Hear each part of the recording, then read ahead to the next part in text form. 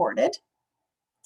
So I would like to introduce Manny Rajopoulos, the Chief of Small and Medium Enterprise Stakeholder Engagement. Hello, everyone. I hope you can see and hear me. Can you hear me? Just give me a thumbs up. Oh, good. Excellent. Yeah, we can hear you. Thank you very much, sir. Well, thank you very much, Brianna, for the invite to present to your community of small businesses or businesses in general about doing business with the Government of Canada. My name is Menelaus, Manny for short, Argyropoulos. I know it's a tough Scottish name people have difficulties with, but I am the Chief of SME Stakeholder Engagement with the Office of Small and Medium Enterprises, part of Public Services and Procurement Canada, which is the main federal procurement arm. And you can access all the information here today through the canada.ca/OSME link that you see on your site or on your page right now. So very thankful for the invite again, and we're going to begin. This is an overview of sorts. The session that we do regularly for this is about 2 hours long. So we'll have about an hour and a half here today, but taking breaks a little bit along the way to do some stops to review and also answer any questions that people may present through the chat function. And then we'll proceed on. Hopefully we don't take too long in those sections, but there is a lot of material. I'm going to go through it at a little bit of a fast pace, but I think you should get enough for what you need to learn about getting started or continuing in your journey with doing business with the Government of Canada. We engage a variety of different types of businesses when we do these, but our focus is on small and medium enterprises, as you can tell by our name.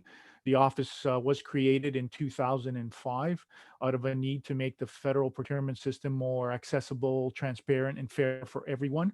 So over the years, we've done a lot of work in assisting, engaging, and informing businesses about how the process works, how the federal Government of Canada's procurement system can be navigated, and also working hand in hand with small businesses to hear what their concerns and issues are, and maybe any barriers they may have with doing business with the Government of Canada. And that's our twofold mandate. We've continued to do this and improve federal procurement for businesses over the last decade and a bit, close to 15 years now. So there's a lot of work that our office has done. The session here today will encompass a variety of different things that will introduce you to the Government of Canada as a marketplace.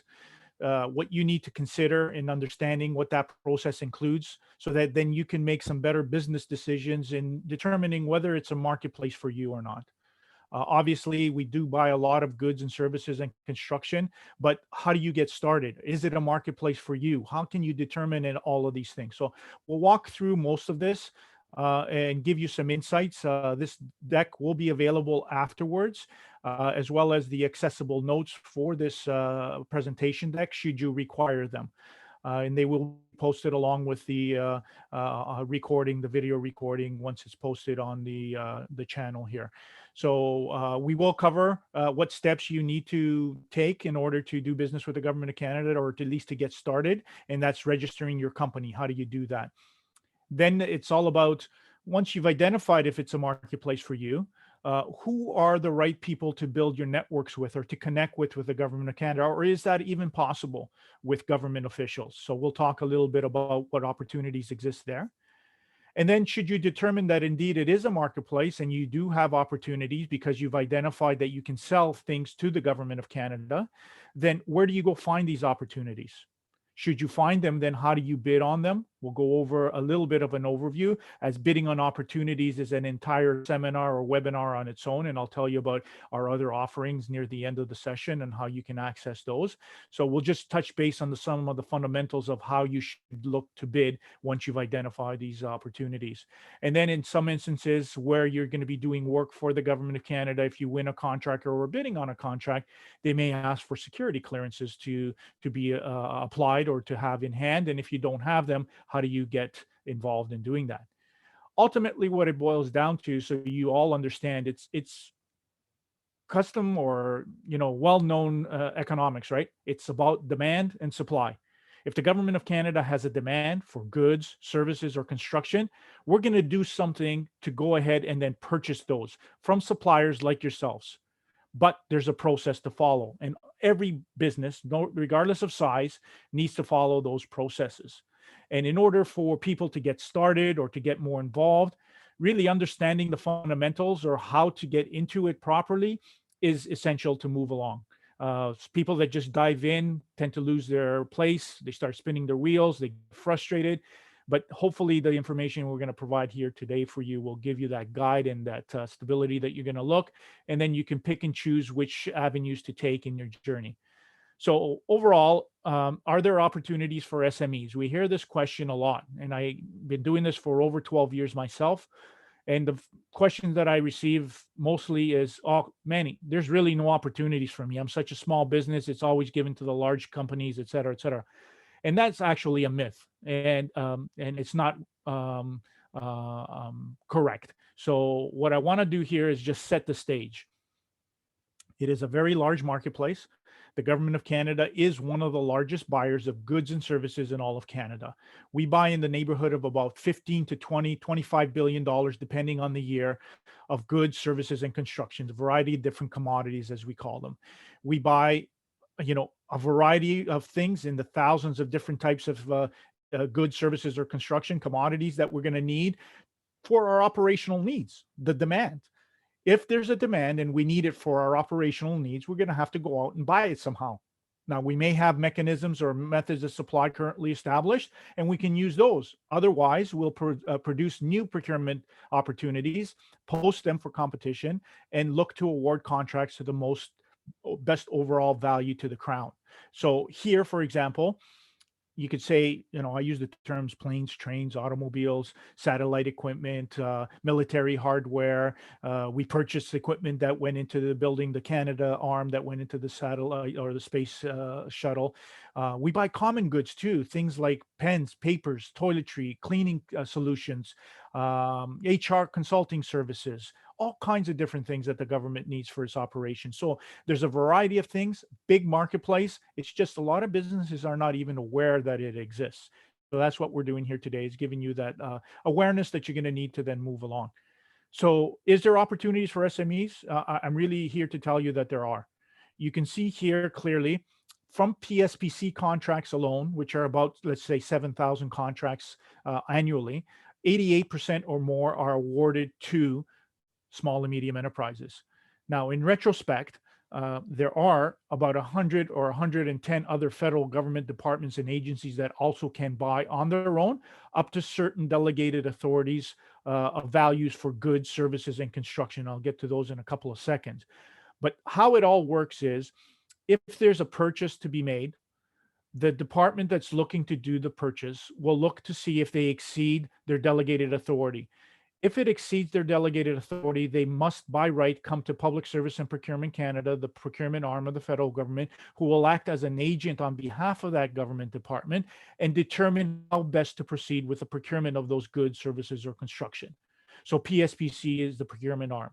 So if it's determined that we need to go out, we may need to post a tender. We'll work with the client department, putting in the terms and conditions to post that tender and allow it to be competed.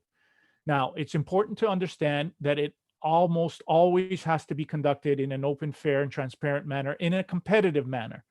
Okay, sometimes we do direct source or sole source contracting, and we'll go over that, but most likely, the majority of the time, it'll be competed.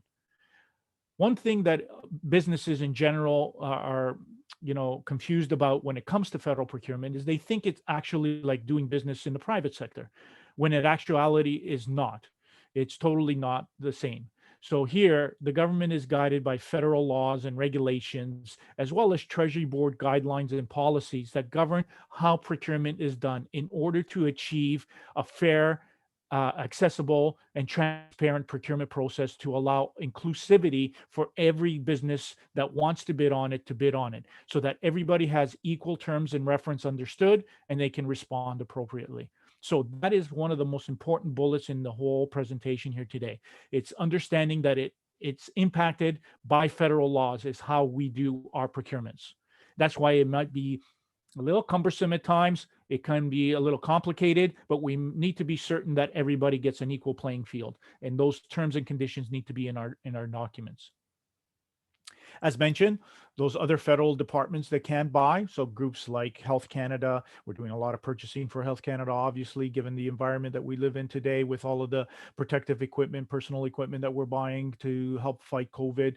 RCMP, just some other ones, Correctional Services Canada, Canada Border Service Agency, all of these groups are other departments that have the capacity to buy on their own and do procurement on their own up to certain dollar value amounts. These dollar value amounts are here posted, and they do change from time to time. So just look on Canada's website, buyandsell.gc.ca, or through the canada.ca web portal to find out what the latest are. So currently you see here, it's goods up to 25,000 can be procured by other government departments on their own, services up to $2 million, as well as construction projects in most instances up to $400,000. So up to those amounts, the ministers of those departments have the authority to go ahead and do purchasing. If it exceeds the competitive value of more than 25,000 for goods or over 40,000 for services, it needs to be competed openly for competition through buyandsell.gc.ca/tenders, the authoritative source for federal procurement. So at this stage, I wanted to just lay the foundation for you to just tell you who the players are, how procurement is done, why it's done, and that it is actually a large marketplace, and especially for small and medium enterprises that have a niche area in that low dollar value procurement arena, which again ranges from less than 25,000, less than 40,000, and it can go as high as less than $230,000 for services as trade agreements change. And we are now just implementing the newest trade agreement that took place, removing NAFTA. So previously NAFTA used to be the low threshold for services because the US MECA new trade agreement that is not impacting procurement. We go to the next trade agreement level, which is I believe the Korean agreement, which raises the threshold for services up to about 230,000. So trade agreements play a pivotal part in determining how our procurements also get done. Because our nation has signed international trade agreements with other jurisdictions around the world to allow trading to happen between our jurisdictions to make it competitive and open for Canadian companies to bid on opportunities with Korea, and likewise they would have opportunities here in Canada. Our trade agreements do impact when and how procurements can be done and what companies can bid on those opportunities as well. So you should be aware of that as well. Ultimately, you're going to have to do a little bit of research to see, is it a marketplace for me? If it is, then what is my first step and what should I be considering? Well, essentially to start, you should begin with going to our current government electronic tendering portal or government procurement website, which is buyandsell.gc.ca. It looks just like the slide here. Very open source, easy accessible, no registration requirement, no downloading or payment of tenders required. It's user friendly. Important hits that people have gone to or have seen a lot of traffic are up on top of the web page. I don't have the opportunity to flip back and forth here, but when you go to the website on your own, you'll see how to get started. Essentially, information on the right-hand side and key areas of interest by suppliers are ranked 1, 2, 3, 4, 5 on the website. The most important area for businesses to get started is under this for business section here where I have my mouse. Essentially, it exposes a menu of links that get you started. The third one down is how do I register to become a supplier for the Government of Canada? And that is registration on the Supplier Registration Information System, the SRI. It's a free registration system. Essentially, what it does is if you're interested in becoming a supplier and creating a profile to tell the Government of Canada you can provide this service, this commodity, or this good, this construction service, and you go into and create your profile through SRI. It's free. It's easy to use. Essentially, what you need to do is to understand that if you have a business and you have a business number, you will provide that 9-digit business number, which is the same as your Canada Revenue Agency business number, into a form. It looks, I wonder, no, it's not here, but it would allow you to put in some details and information, including your official business name. So once your business number, 9-digit number is in there, plus your official business name, some contact information, you'll be asked to put in your, select a username and password, and then you submit it. When you submit it, we will cross-reference CRA's databases and identify if you are the company that you say that you are. And from there, if you do have a match, you'll get back right away within a matter of minutes a procurement business number that mimics that same 9-digit number, not to complicate things. And then instead of you having an RT001 following your business number for collecting of taxes and registering as a business, it would be PG0001. So again, very similar, just referencing procurement with government as the number. So once you get your approved business number, procurement business number, then you're off and running and you're in the system, and you'll be asked to then log into the system to create your profile. So your information will be pulled in from that cross-reference, but then you will go in and identify exactly what your capacity is. What can you provide the government of Canada? I have printing services, I have consulting services, I provide these widgets, and they're all identifiable by what we use as a unique classification coding system called Goods and Services Identification Numbers, GSIN codes. So, as I said, this widget may be something you can provide. There's a GSIN code for it. This service has a GSIN code for it. You need to identify what those are for whatever you can supply and put them in your profile saying, I can provide you 008B, which is translation or training services, or I provide X12345, which is toothpaste, or cleaning solutions. So you have to find your GSIN code. Then you create your profile, and then you're in the system. So when we go out for opportunities of low dollar value, what usually happens is government officials will source out businesses in SRI, identifying by GSIN code what they're looking for, to find companies that say that they can provide it. Then they choose 3 of them. Maybe by chance you've marketed to somebody and they know about you, so they may include you as one of the 3, and then pick 2 others to provide a request for quotation, which price is the determining factor usually. So if I'm buying widgets like this, the mouse, or a widget of any kind, GSIN code 12345, I can pick you because you marketed to me, or select 2 others that are in SRI with the same GSIN code, provide the terms, and ask for pricing on those widgets. I need 1,000 of these widgets. What's your price? If you come back to me and you tell me that it's $10,000, and somebody else says 11,000, and somebody says 10,800, it's the exact same widget that I'm buying. So by right, I should be going with lowest price. This is where lowest price comes in, and we would award that contract. But I found you using your profile through SRI. So consider starting there. The SRI is managed and maintained by Public Services and Procurement Canada, and utilized by other departments as well to source out suppliers for these low dollar opportunities. Again, a niche area for SMEs, and that's where you should first get started. One other thing that ties to registration, and we bring it out solely because if there are Indigenous majority-owned businesses of registered that are 51% majority-owned Indigenous or Aboriginal business, we only have one set-aside program currently available, which is the procurement strategy for Aboriginal business that is applied to procurements for procurements that are done in First Nations by Government of Canada. So what it implies is those opportunities are only usually let out for Indigenous majority-owned Aboriginal businesses if the PSAP is applied. So those of you that are not in that area, you could look to partner up with Indigenous business, majority-owned businesses, and you can utilize the Indigenous Business Directory list that's maintained by Indigenous Services Canada and or Innovation Science and Economic Development Canada. Lately, they've switched who is responsible for it, so you can look that up. And then you can look to build partnerships.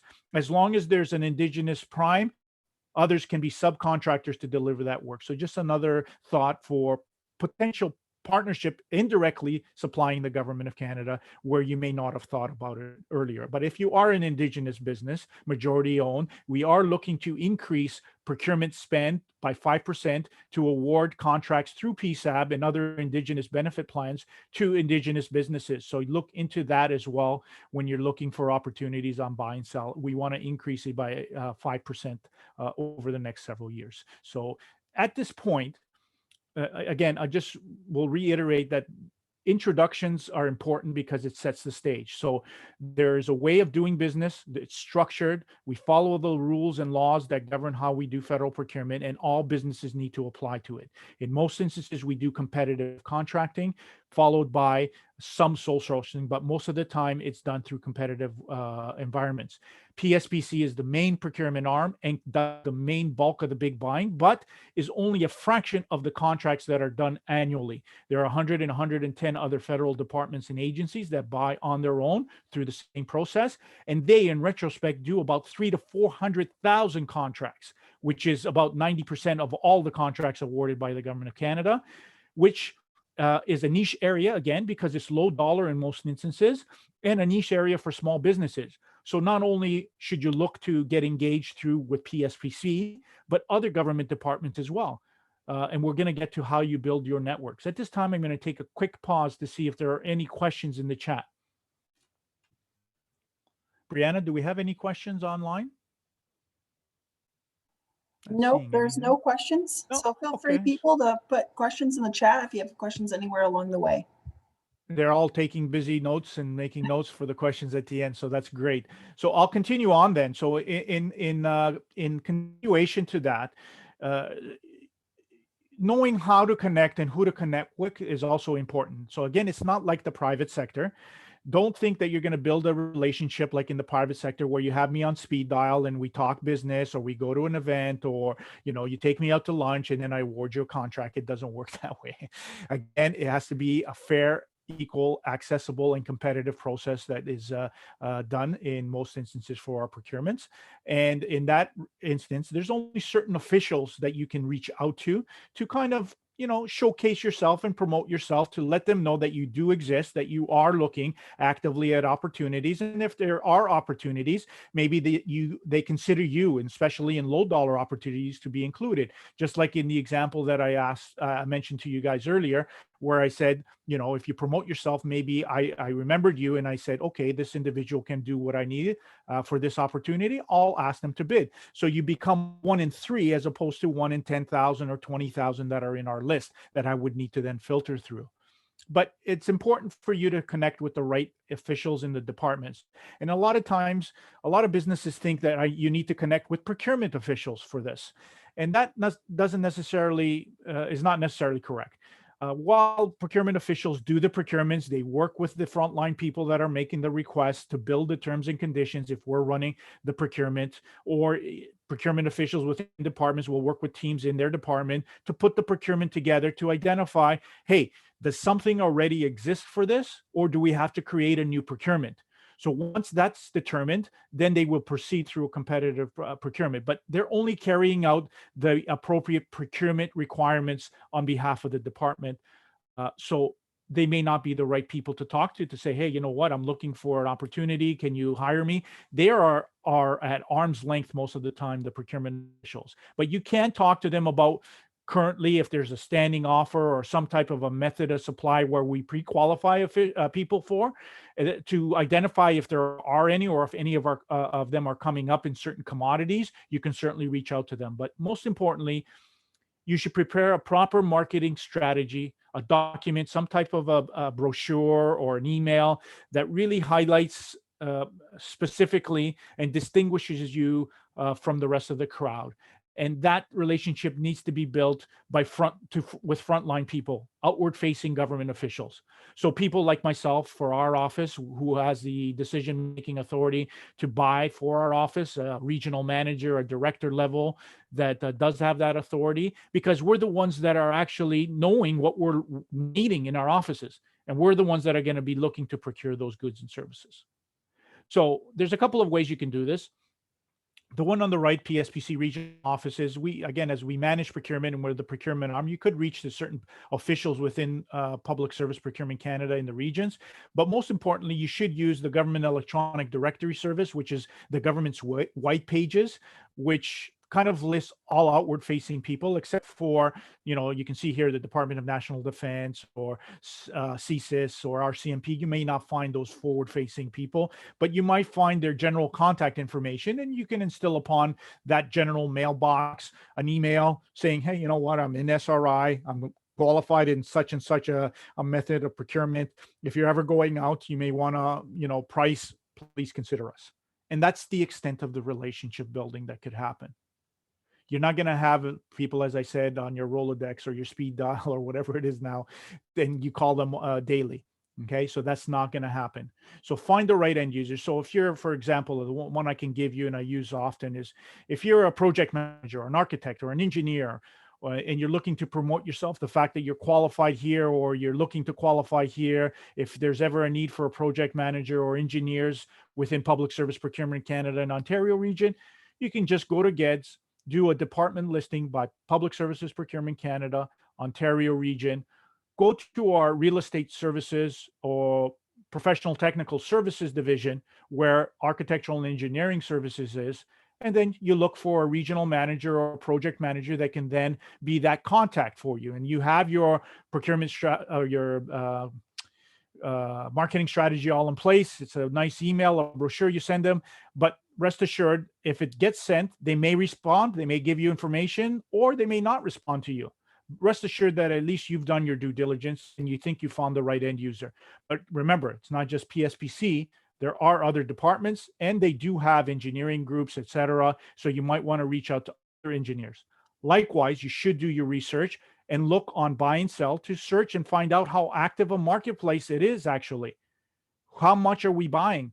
What quantity and what value? If it's a small marketplace, not a lot of marketing is going to help out. We're just not buying it. But if we're buying a lot, which departments are currently buying? So you can determine all of that out by just going to buy and sell and doing some keyword searches or searches based on your GSIN codes to identify how or how much we're buying. And we'll go over some of that when we're looking at searching for opportunities. So know your business, know your clients, know how competitive you are. Obviously, you're going to be competing with others to qualify or to compete to win contracts.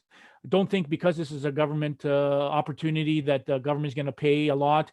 Again, we're competitive. We're going to looking probably at awarding points for technical merit and then considering your price. So all of these things you need to consider.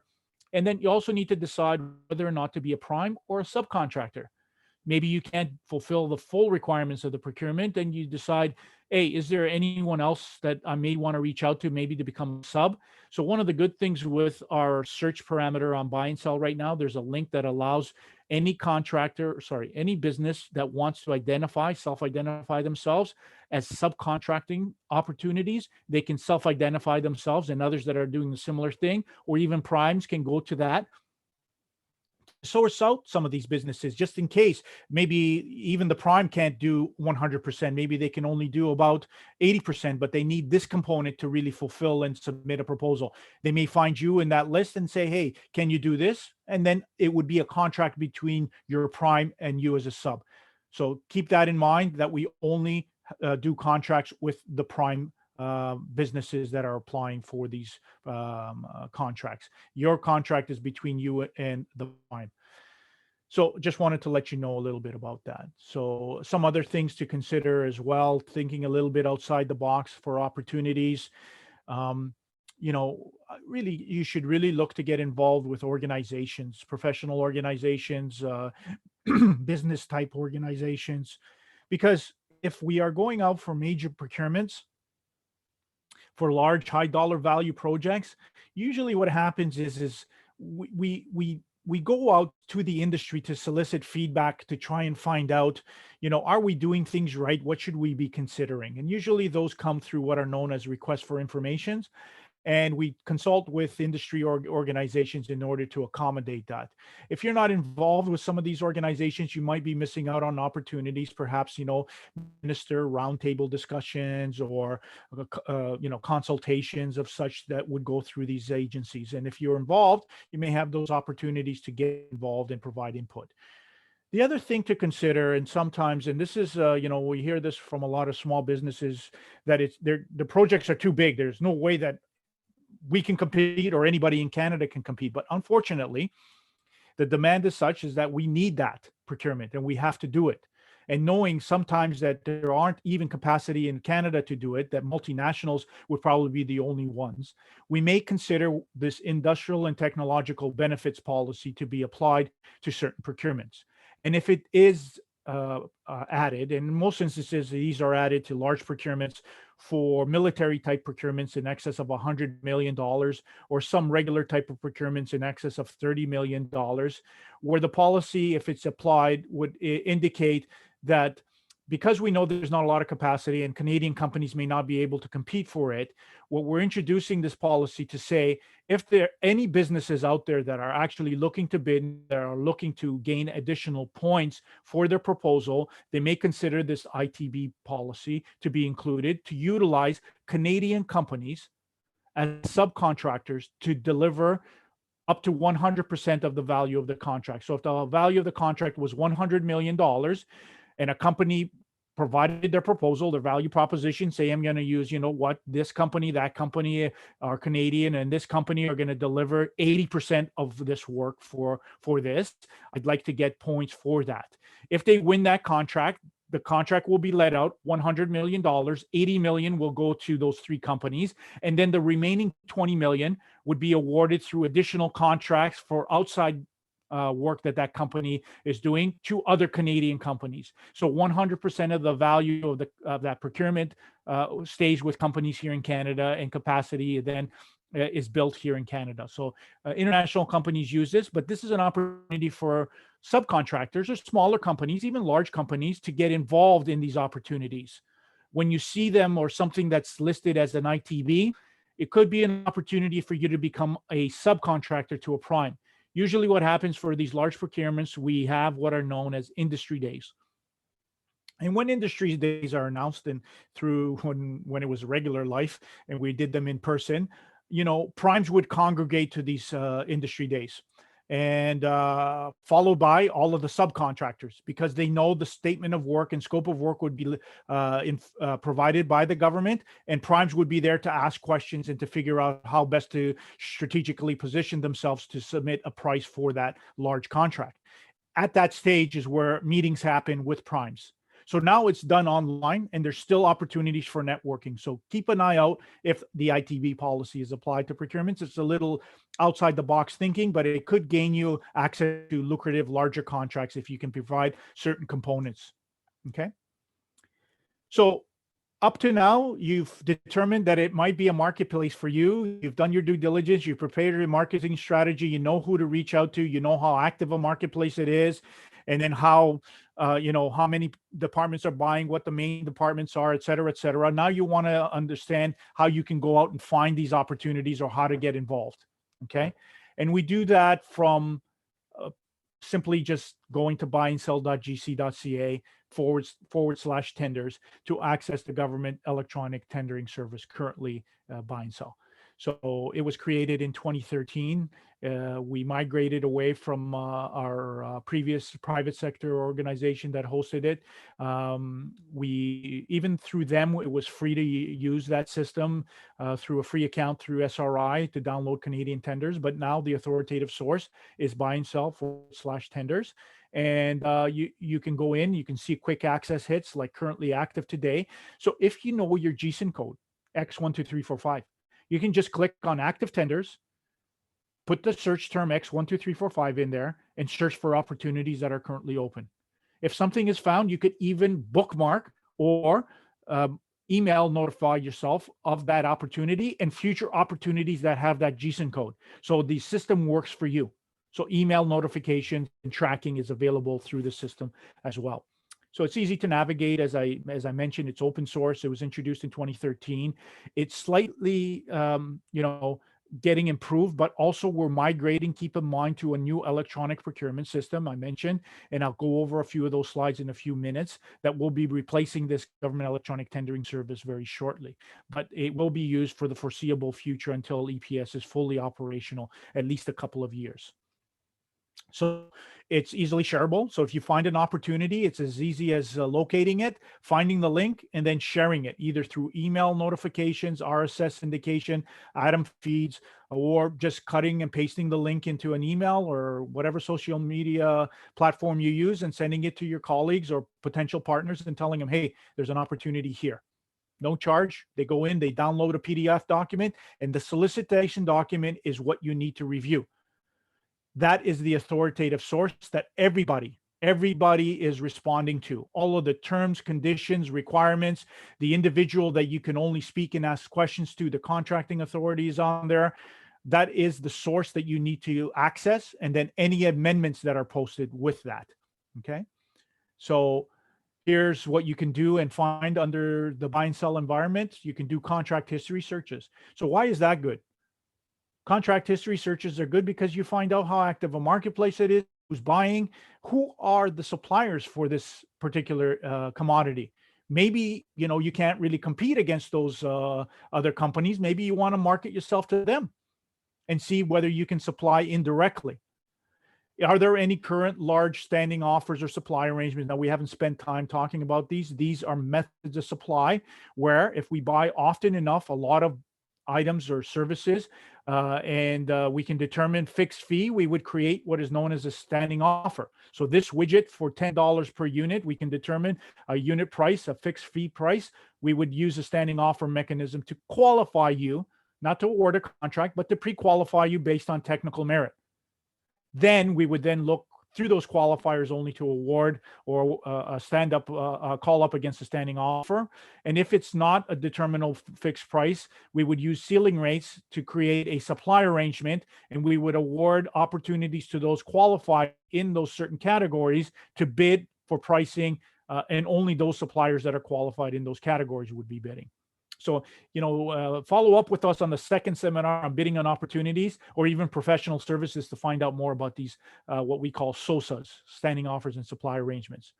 And on you can do a lot of historical searches, as well as, there's also additional information that's linked through buy and sell through open data, where other departments, through proactive disclosure, previously a Treasury Board policy, where other departments need to publicly post their contract awards. If you want to find out what other departments are purchasing in those same types of areas, you can use open data as well through buy and sell to kind of search and find how much spend has been done, how active a marketplace is, and what each individual department is doing in that area. Because if they're heavily buying it, your focus should be on those departments. If they're not buying it, then worry about it. Your marketing strategy will not be for them. Okay, so then through this link, you can get access to the open data site. Rest assured, as I keep saying, even for low dollar value procurements, less than $25,000 for goods or $40,000 for services, we still strive to achieve access, competition, and fairness in everything that we do. It might be for low dollar, less than 25K for goods. If we know it's going to be in excess of $10,000, usually we invite 3 suppliers through a request for quotation to price us for that widget, the example that I gave you earlier. And then price is the determining factor most of the time, unless we need a quality component, which we would then introduce, weigh you against the quality, and then see what price is best suited. But most instances is lowest price. Where it gets above that amount, as I said, usually some technical component or point rated scale would be issued for certain components that you need to meet to qualify against and score against. And then a combination of how you scored and your pricing will determine best value to the Crown and award a contract that way.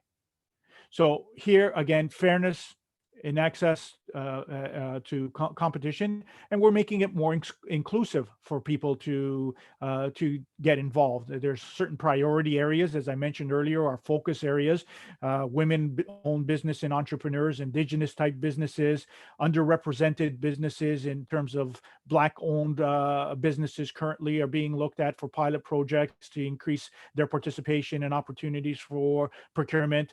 Especially Indigenous businesses with a 5% increase. But we also have other areas like social enterprises, LGBTQ, underrepresented youth, and especially green type of procurements that we're looking to do to lower our carbon footprint. So all priority areas the government is focusing on, but still competitive procurement that's being done. So some of the mechanisms that we use for these procurements, so you can see here, most common for competitive procurements are known as invitation to tender. Invitation to tender are for contracts for construction and like. We're invited to tender, and price is the determining factor. How much can you do this job for? Price, boom, you're awarded that contract. Just like a request for quotation for the widget, price is the determining factor. Most commonly used method for competitive contracting is a request for proposal, whereby we post a proposal on buy and sell tenders. Suppliers beware. They go in, they download it, they review it, and they respond appropriately with a response to proposal. Their proposal will be evaluated based on the terms and conditions that are found in that document and identified how we're going to award that contract and select. Okay, so through that, we do RFPs. There are standing offers and supply arrangements, as I mentioned briefly earlier. I'm not going to spend a lot of time on that right now, but these are pre-qualification methods of supply where we pre-qualify you to have you ready because we're buying a lot of something, like IT consulting services for web designers. I'm not going to go out every single week to hire somebody and spend a week and a half to run a procurement, find the right person, evaluate them, and score them and award a contract that will cost taxpayers money. We pre-qualify them one time. It's an open solicitation where people can go in, submit, qualify, and get on the pre-qualification list. And then we will source them out quickly within a matter of days through that. And supply arrangements are likewise the same, pre-qualified. But again, here, a certain amount of pre-qualified business owners that are qualified will be invited to submit pricing.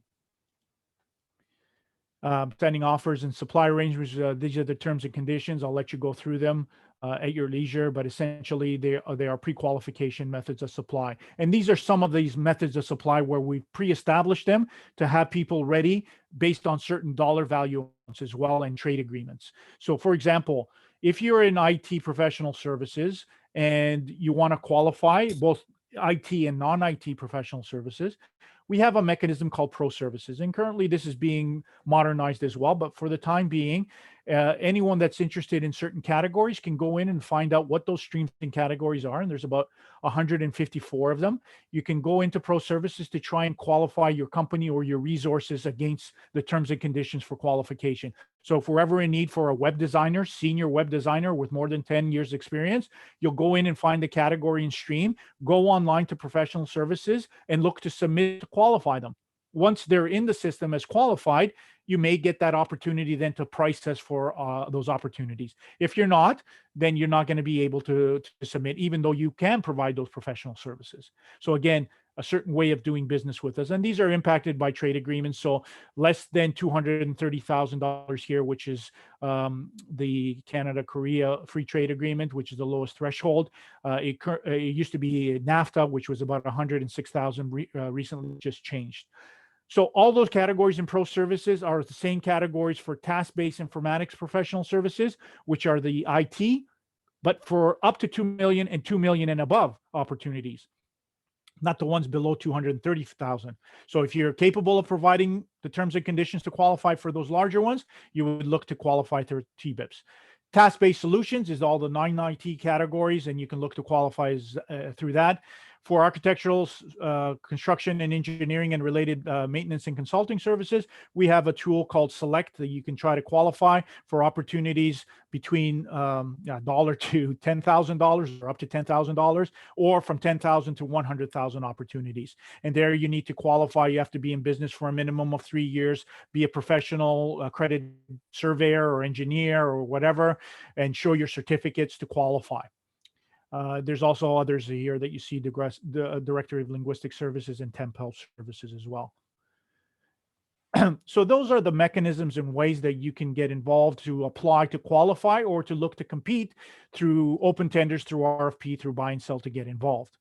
Now, one other way that you can better your chances of getting involved with Government of Canada opportunities is through an initiative that we recently launched called the Collaborative Procurement Initiative, which is a collaboration between the Government of Canada, provinces, territories, and international bodies, so soon to come, whereby those lower tier governments can access our standing offers right now, and potentially supply arrangements to be used for their purposes to procure goods for their jurisdiction. Whereas right now they're doing it themselves or may not have something in place. They will be able to, once they strike an MOU with the Government of Canada, to utilize that. Why is that good? Because businesses all need to, that are falling into these commodity areas would only need to qualify under the federal government procurement method of supply, and then they can be sourced out by any level of government. It's far more efficient. We reach efficiencies in pricing and competitiveness and quality through this, and then the lower tier governments benefit as well. So if you're dealing with municipalities or other government departments, I encourage you to speak with those officials if they're not aware of this, to contact our office or to go through the website Buying Together and find out more of how they can get involved. So lots of things that our office is doing to improve and to allow accessibility to our procurement opportunities. Now, we do just do some non-competitive procurements, but it has to meet these parameters. So if it's a pressing emergency, fires are happening, Fort McMurray, am I going to waste 4 to 6 weeks to hire a fire department to go put out those fires? It doesn't make sense. I'm not going to run a competitive process. I'm going to say company A, company B, you go out and put those fires out and save people's lives. So we can issue sole source contracting for that. It's low dollar. It's to finish off something lower than 100,000 or lower than 25,000 for goods to get something in place to finish off a project that was running longer. That's justifiable. Not in the public's interest. Heightened threat of a terrorist attack at our airports. I have the perfect deterrent. I know a company that can go in and deter any threat. Am I going to run a competition and let the bad guys know exactly what products in place to deter them? Not happening. So what we're going to do is issue a sole source. We're going to put that in and we're going to save people's lives. And then there's only one known supplier where there's a copyright and, you're the sole leading authority in the world. I need to run a report. You're the only one that can do it. Who am I going to go to? I'm just going to issue a contract to you. In all instances, though, we also do our due diligence. And if we do determine that there might be some room that somebody has a capability that can do what we're looking for and there's still time to compete it, we will issue what is known as an advanced contract award notice. And from there, allow people that say that they have those capabilities to respond to us within 15 days in writing, telling us that you can do exactly what we're looking to do. We will evaluate and assess. And if it's determined that you can do that type of work or what we're looking for, we won't do the sole source with that individual. We'll then do a modified RFP and issue a contract within a week or so. Okay, competitively. So again, we do our due diligence. So as I mentioned earlier, if you're involved with organizations, you may get invited to help support or feed into major procurements and the development of those procurements. It's incumbent upon all businesses to stay on top of what's happening with the Government of Canada. You can see here the buttons or the icons for email notification, RSS feeds, ADAMS. So if you determine a GSIN code, and by GSIN code, you see here, it's just listed here in this example as N3610, printing, duplicating, and book branding or something equipment. You need to identify your GSIN codes. If you identify your GSIN codes, you can set up these email notifications. So if there's opportunities and you go into active tenders, you'll be notified. But also if there's requests for informations, these are the opportunities that you want to track as well, because this is your opportunity to help shape federal procurement.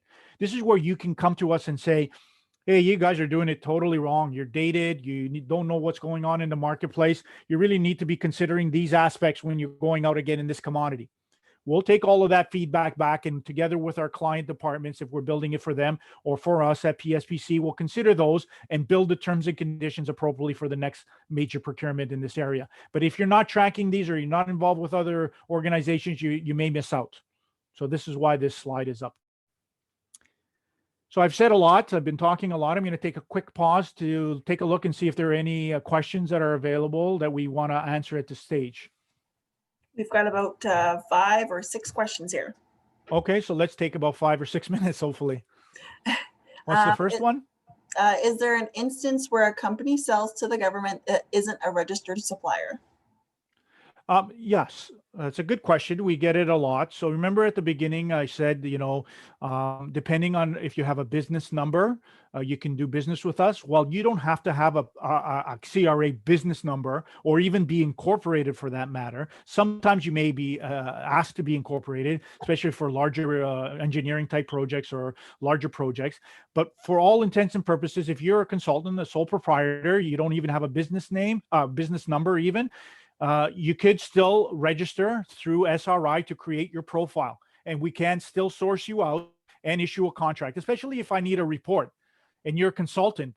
I can ask you to do that report. If you're a leading authority as well, I can just sole source it to you. But most instances, we're going to invite 3 to price us. So yes, you can do business with the government without having a business name. All right. And next or question. Number. Can we check if we're already registered? You most certainly can. I have the contact information at the end, but you can call our national info hotline at 1-800-811-1148, and the information will be at the end of the presentation as well. And you can just ask them, you're trying to confirm if you have been registered. Now, keep in mind, you may have been registered before, but if your account is dormant for a period of time, let's say a couple of years, I think is the cutoff, then it gets thrown out, and then you have to re-register. Unfortunately, they will check, and if that's the case, you'll have to come back in. But keep in mind that we're also transitioning to the new EPS, and with the new EPS, you'll also need to register in that system new as well, because the 2 systems are not the same. So we're going to be migrating and grandfathering certain people, and other people will have to also kind of register again, or even grandfathering may not work. So you'll have to go into the EPS for the Government of Canada and confirm how that would be handled. But yeah. All right. And next question. Our FedDev rep mentioned minor capital projects as a way to sell directly to the government and CAF. Would minor capital projects fall under GEDS or PSPC? That's a lot of information there. So the couple of things there. So your terminology is dealing with opportunities for non-federal government type of opportunities, and I'm not sure exactly what joint something or other. And I did hear, yeah, and the acronym eludes me right now, but if it's not a federal government procurement, then it wouldn't apply. If it's for certain projects related to infrastructure or other things, there is another government department that handles infrastructure type programs for the Government of Canada. It's called Defense Construction Canada. They do procurement a little bit differently, but we also do infrastructure projects. But in terms of the capital stuff that you were alluding to there, it might be more provincially focused opportunities. So you might want to also look at doing business with the province of Ontario. But if it doesn't answer your question, just send me an email afterwards to our Aunt Osme mailbox, and we'll look into it a little bit further. Any other questions? Thank you. Yes. Can you elaborate on what GSON code is, and is it similar to PBN? Excellent question. So the procurement business number is separate. It's a registration system that you create a profile for, just like going to CRA, asking to be registered as a business, and they give you a form and you fill out that form, you give some details, and then you register your business. You get that 9-digit business number with RT001. Here, you're going to put the same details in, and then you get a procurement business number. So it's just a profile number for your account to create your Government of Canada procurement profile. Goods and services identification numbers is synonymous to what other jurisdictions use to name what they buy, the goods, services, and construction that they buy. So United Nations Standard Products Services Classification Coding System is another one. UNSPSC codes, NATO codes is another one. NAICS codes is another one. we use in the government of Canada these goods and services identification numbers. So anything we buy would be associated with a GSIN. This item has a GSIN number. If you sell this item, you should try to identify what that GSIN is, and then you add that GSIN number in your profile. And when we go out for competitive procurements and we post them on buy and sell, it's going to say, government is looking for these GSIN codes for this opportunity. If the GSIN code is this one, rest assured, and you can supply it, you should be looking at that opportunity. So that's just how we classify what we're buying with a code. And everything has a code that we buy. There's about, I don't know, thousands of them. Okay. All right. Are there and, any more, or should we move on? One more? There's no two more. So Okay, let's do one. do one more. Go ahead. Okay. Yep. So RFSA is only specific times that are set. Example, one every 3 years. Yeah, I understand the question. So is the RFSAs only run once every 3 years? The answer is no. It varies. It all depends on what request for supply arrangement is being renewed or what it's for. For example, if it's for a specific commodity, some types of products that we buy that aren't fixed price, a supply arrangement would be established, and then it's in place for 3 years. And those companies that are qualified in there would then be utilized for that 3-year period, at which time they would reassess at some point and then reissue a refresh to allow new companies to come in. For more commonly bought goods and services and such, we refresh more readily. So for professional service providers, for example, in IT, web consultants, web developers and such, it doesn't make sense just to keep it for just one company or those 10 qualified companies for 3 years because it changes often enough. We refresh on a quarterly basis, even for supply arrangements, sometimes a year, but most likely quarterly basis. Usually the standing offers are the ones that are longer duration and they refresh on an annual basis. But sometimes supply arrangements can refresh even quarterly, like pro services, for example, like TBIPS, Task-Based Informatics Professional Services, or Task and Solutions Professional Services. Others do go longer. So you have to identify based on your GSIN code which one applies to you and how they're being structured and how you need to qualify and for how long. Okay. I think we're going to proceed from here, and then we'll keep that last question as a one for the tail end and see if there's others at the end as well. So this will be the home stretch now. I think we got about another 15 or 20 minutes and then some more time for question and answer. I think we're good on time, right? Perfect. So moving forward, you've decided now that you are capable of doing the work and maybe finding opportunities, and maybe you found those opportunities. Now it's time to decide to bid or not to bid, like my friend Shakespeare once said a long time ago, I think.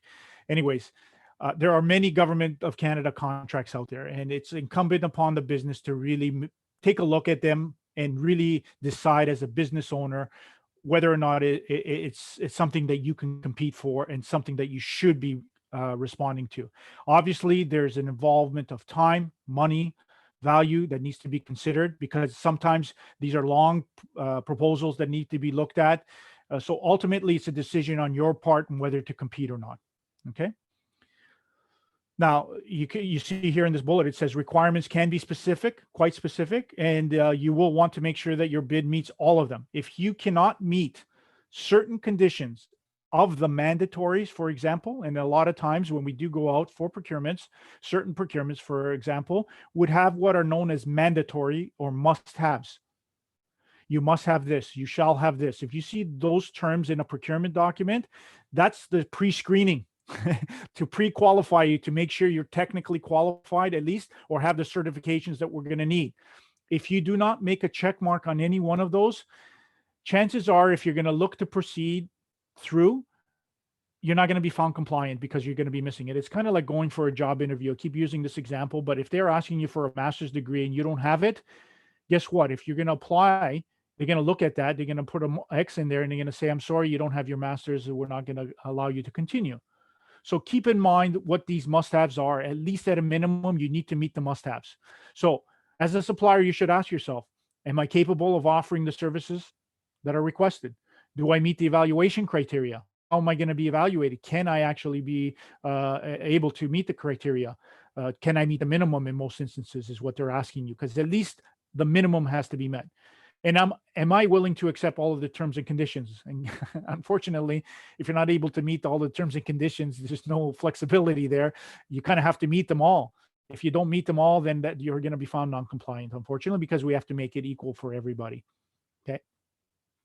Moving forward, you need to pay attention to details. And I'm just going to go over these very quickly. So read all of the instructions. And the document, as I mentioned, the authoritative document is that document that you see on buy and sell tenders, the PDF document that you're going to need to download, and any additional amendments that are posted underneath it. So usually the first one is 000 in English and French. If there's an amendment, it'll be 001, 002, et cetera, et cetera.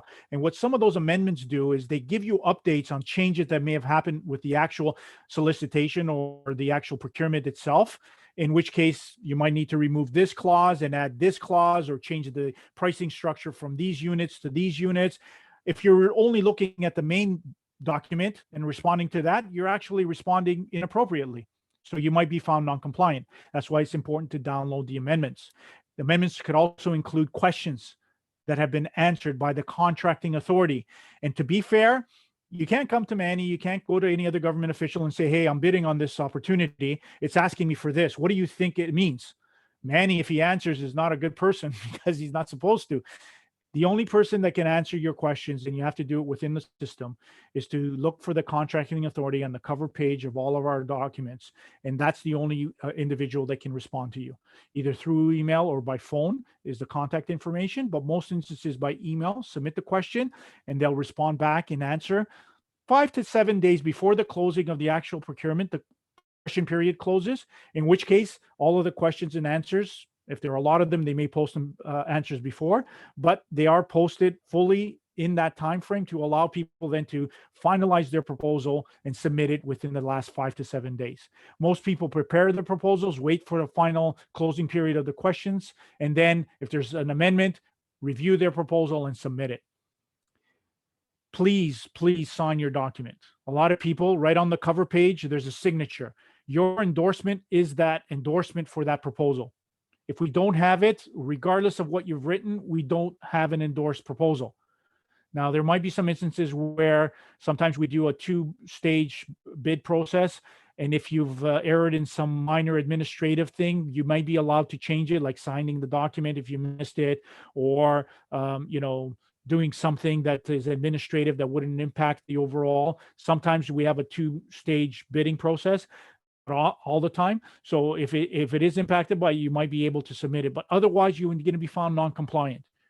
Others have signed it, you have not signed it. So we have to be fair. So keep an eye on simple things like that, or sending it to us by courier before the closing period of 2 p.m. You send it the morning of, guaranteed next day delivery. It comes to our mail receiving unit at 9 o'clock, 10 o'clock, let's just say. Closing period is at 2. By the time they go through the delivery process, it might reach our offices after 2 p.m. Guess what? Your next day delivery was delivered, but it didn't get to our counter before the 2 p.m. deadline. It'll be sent back closed, non-compliant. Check and see about certifications. All the certifications need to be provided. If it's asking you for employment equity certification or Canadian content certification, you need to look into that. There's references to our supply manual and our standard clauses and conditions manual that you should reference. This is another thing the government has done through our office, is reduce these large documents, procurement documents, from 300-400 page legal documents to now 20-30 page documents that reference material from our supply manuals, and they're all downloadable, just to make it easier to filter through and respond for smaller businesses, as they don't have legal firms, obviously, to go through all of that. So take a look. Statement of work is being prepared. All of these things, go through them at your leisure. I'm not going to spend a lot of time on this. Know when the bid closing, I mentioned it, sign the documents. Ensure your proposal follows the format. And a lot of people think, I'm going to give it in 8.5 by 14 page paper, and I'm going to put it landscape. Well, there's reasons for them telling you put it in 8.5 by 11 portrait, because they have a certain process of evaluation. If you do it a different way and it alters their evaluation, they're not going to spend the time to do that, because they've been asked for it in a certain way. So it's simple things like this that people don't understand that can get them excluded, but follow the terms and conditions. The document is the guide for that. Review your bid. Just because you review it doesn't, it happened to me just with a document the other day. I thought it was perfect. I sent it out and there was an error in it. I get somebody else to proof it. 4 eyes, 8 eyes, 10 eyes, it's always better. Sometimes our documents, in order for us to do business with us, you're going to be asked to get security cleared. It makes sense. If you're going to win a contract for work in our facilities, for example, we need to make certain that you are a business in standing, with appropriate security clearances to enter into our facilities to deliver or to do work or to handle material that's from our offices. So security clearances can be approved as part of the solicitation process or the procurement that's being posted. If there's a need for procurement security, it will be in the document with a link to an annex called a securities requirement checklist. If you see an SRCL requirement, you can fill out the form. It will be linked to that solicitation, and then the Contractor Security Office through Public Service Procurement Canada will have the authority then to process that form for that opportunity. Now, keep in mind that it takes about 4 to 6 weeks to get your reliability status, which is entry-level DOS clearance. Now, if you see an opportunity and ask for security and you don't have it, you can still use the SRCL, submit it, and likely will get cleared because it'll take 4 to 6 weeks to close, and then the evaluation will take X amount of time. So there's ample time to get your security cleared. And even so, sometimes contract authorities do wait for businesses, if they win that contract, for their security to be put into place. So if you see it, take advantage of it, because there's no other way of getting security cleared. You can't proactively ask to be security cleared for the government of Canada. It has to be through a federal procurement, through the appropriate process, or through some type of a sponsorship, either by a department or an individual within the government of Canada. And usually that's done through the procurement contracting authority that's running that procurement. So things to note, the Contractor Security Program is the one that does this. We do offer a free seminar through our Chief of Security in our office every 4th Wednesday. Actually, we're doing one tomorrow, but if you miss it, don't worry. We're going to do another one in February. So, these are the different types of program security that you need to go through. We also have a mandatory electronic fingerprinting that happens currently with procurement opportunities. Before, you used to not have it, but now anyone that is awarded a contract at a minimum would have to get security cleared, would have to get fingerprinted, and it would be on their record, a security record. The security clearances can last, I believe, anywhere between 7 and 10 years, and then have to be renewed. They're individual or organizational. And once it's in place as an organization, a security officer is created for that company, and then that security officer could then begin clearing other individuals within their company. So they don't have to go through procurement; they could just do it through here, and then get that security process done for their individuals. But at a starting point, it has to be done through a procurement. So electronic fingerprinting, you'll be you'll be screened against mandatory credit checks that will be looked at for your business and yourself, as well as other processes and security levels that have to be cleared. Like the integrity regime, for example, is also another level of security clearance. If you win a contract, all of these things may be in place. But if it's more than $5,000, that company's board of directors are also reviewed one more time to see if they have any illegal ties to criminal doings or anything like that, or a record in that regard. And even if they won that contract and all of this was in place, they still will not be awarded that contract. We would move away from that. This is an attempt by Canada to do business with credible businesses in good standing in Canada or abroad. And in a lot of instances, if you were looking to get cleared for secret clearance, it's a much more complicated process. It takes close to a year to do. And they check your person, buildings, relatives, business relationships abroad. Everything is looked at, and then you get your clearance. Okay, so keep in mind all of that. It is a little bit of a process.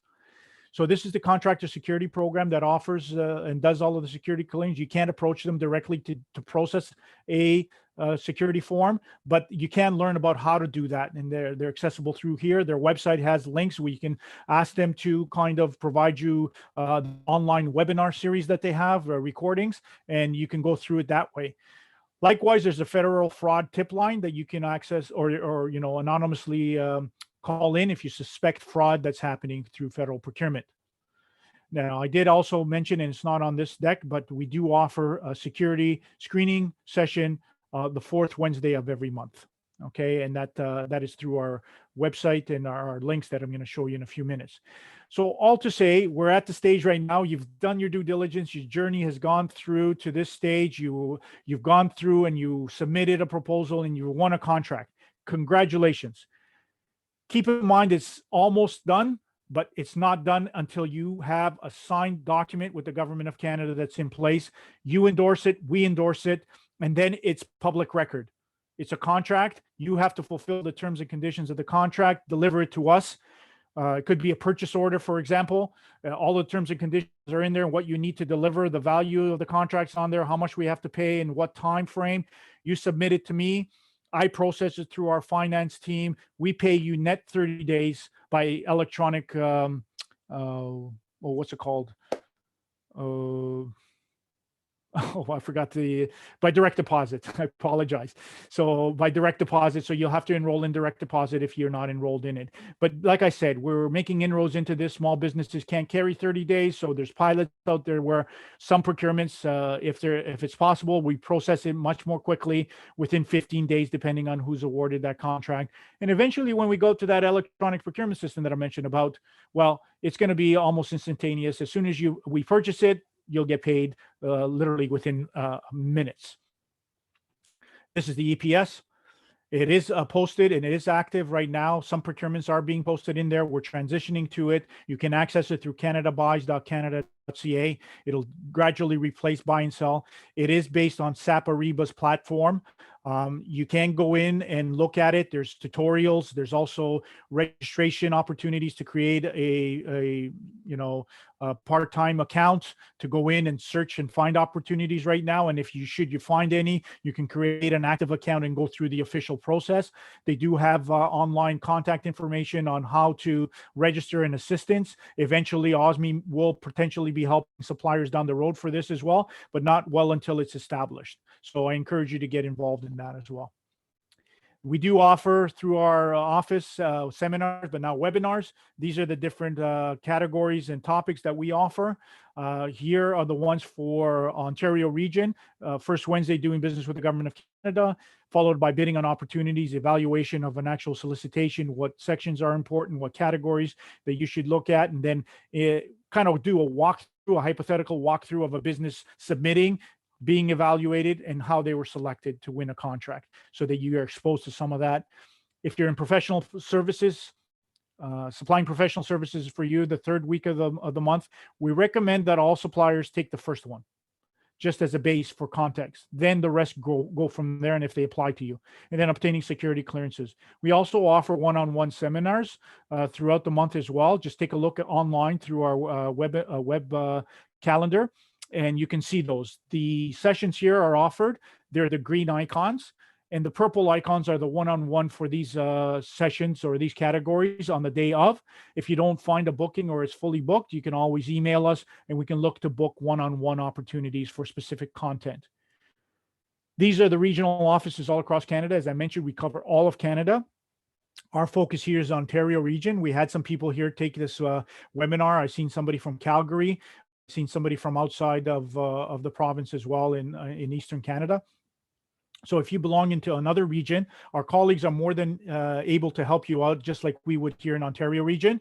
But again, you can access us through these contact details that you see here. Now, at this time, this is the end of the doing business section.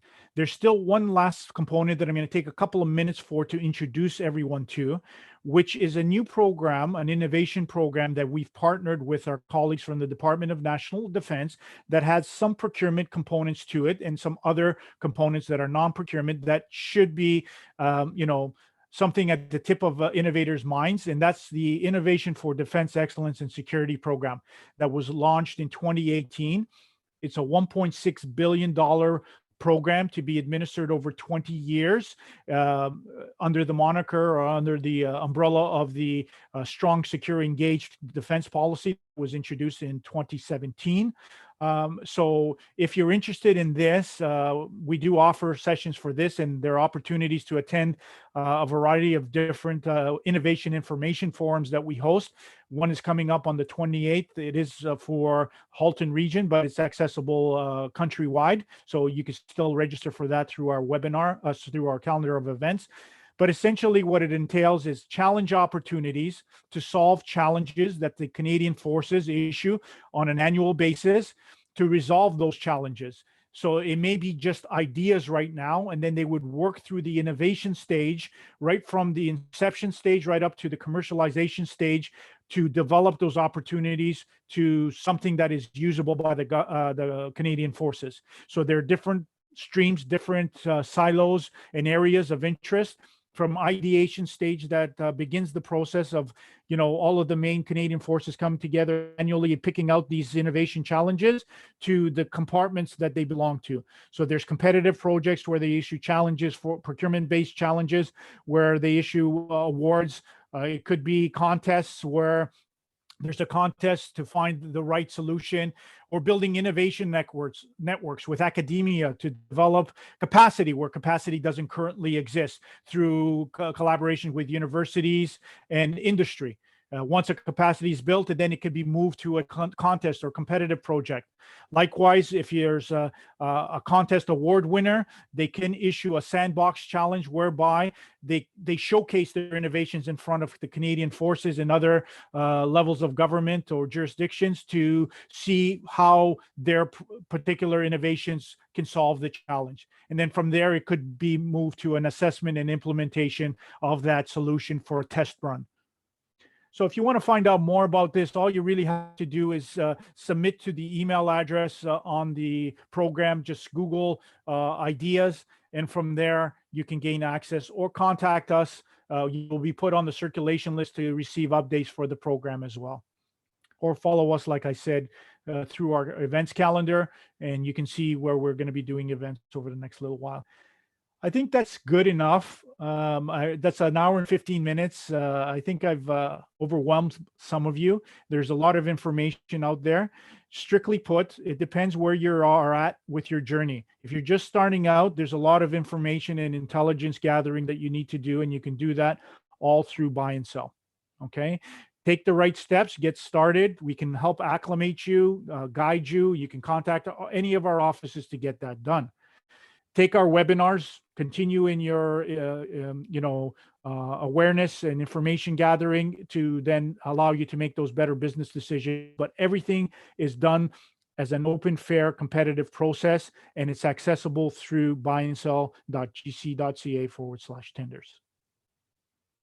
So thank you for that. And let's move on to the last questions if we have any, and we'll open the floor. All right. My mouse got a hold of me here. I have one person, she's asked two questions. Can you select multiple GSIN in registering, like research and rescue, consulting, training? Absolutely. And that's the idea of the profile. So think of it as your online profile for anything, right? So what are you capable, like your LinkedIn? If you have a LinkedIn profile, you're going to say, I do this, I'm capable of doing this, I've done this, et cetera, et cetera. As a procurement profile within SRR, you're going to tell us what GSIN codes you have capacity to deliver, should we be interested in them, right? So if it's one GSIN code here, this GSIN code here for goods, these GSIN codes for services, create your profile, because then that's going to show you who you are and what your capacity is fully to our end users, which are our buyers or our frontline people that will look to find you. Hope that answered. What was her second question? And will they be notified if the GSIN trips the system and sends automatic notifications? So two different things there. So if you're creating your profile, nobody's going to notify you. You're just creating the profile based on what your capacity is. That's in the system. Should Manny be interested in what you offer in a GSIN code, and I have GSIN code 12345, I'll go into the SRI system and ask the system to provide me 3 companies that have GSIN code X12345. Your company may be one of them, and then once I have the 3 businesses, I would then notify you of a request for quotation that I'm looking for pricing for. And that might include you as one of the 3. That's how you would be notified. If you're tracking active opportunities, competitive opportunities that are posted on buy and sell tenders, you do set up your GSIN code email notifications for active tenders that would come up for competition.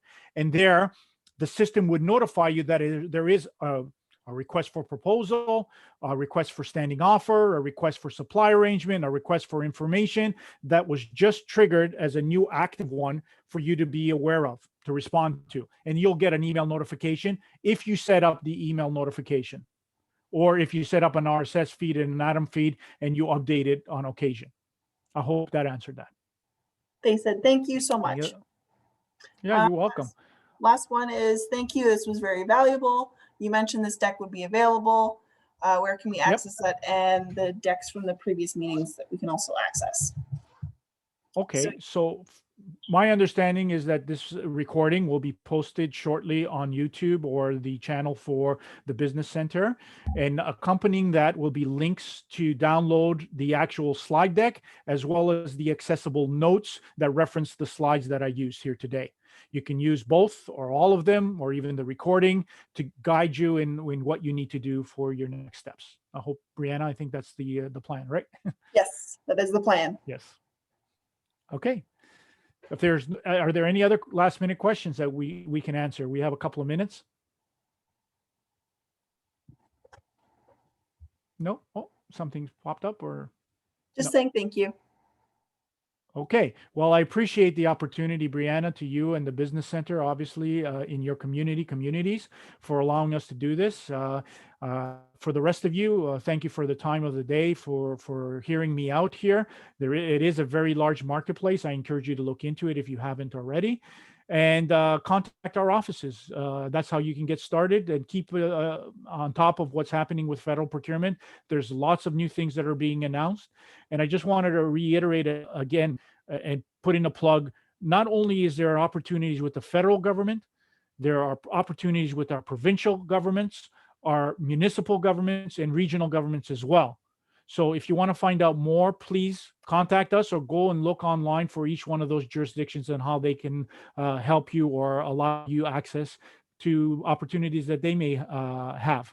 And, we can also align you with other programs and services out there. It might not be in procurement. We provide procurement as business opportunities for you. But if you want to grow your business, Government of Canada has multiple departments out there that can help assist you grow your business.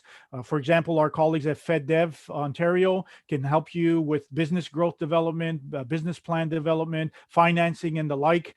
As well as the Business Center. Obviously, you can go directly through them as a starting point, but there's also innovation programs out there for you as well. So take advantage of all of these programs because they're available to all Canadians. Yes, thank you so much, Manny, for presenting today. I learned way more than I thought I was going to. Well, that's good. I'm good. I left a lasting impression. Thanks again for the opportunity and appreciate it. Have a good day, everybody. Yes, take care, everyone. Bye-bye.